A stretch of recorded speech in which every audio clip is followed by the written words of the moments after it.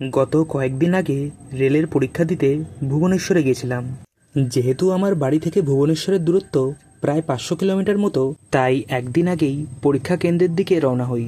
ট্রেনের ঝাঁকুনি খেতে খেতে কোনো মতে শিয়ালদা এসে পৌঁছায়। তারপর শিয়ালদা থেকে একটা মেট্রো করে হাওড়ার দিকে যাই।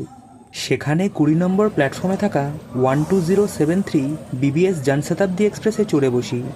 আর যেহেতু টিকিট কনফার্ম হয়নি, তাই দরজার পাশেই আশ্রয় নিতে হয়। চারিপাশের সবুজ মাঠঘাট দেখতে দেখতে চোখগুলো এমনিই জুড়িয়ে যাচ্ছিল।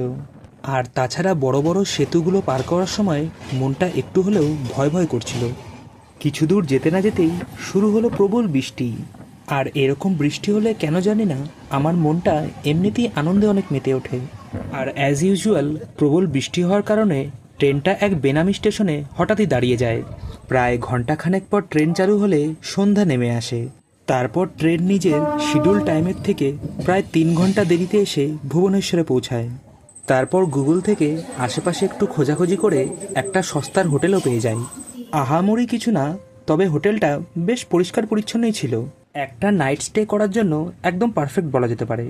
তারপর খেয়ে দিয়ে আয়নার সামনে দাঁড়িয়ে নিজের ভুঁড়িটাকে দেখছিলাম আর ভাবছিলাম, সরকারি চাকরিজীবীদের মতো ভুঁড়িটা তো হয়েছে, কিন্তু চাকরিটা যে কবে হবে সেটাই বড় প্রশ্ন।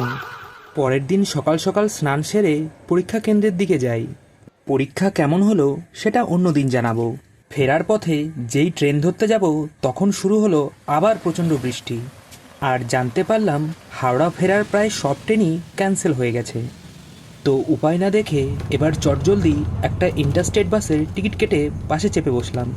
তারপর বাস একটা ধাবায় দাঁড়ালে সেখানে ডিনার করার জন্য 1 প্লেট বিরিয়ানি অর্ডার দিই।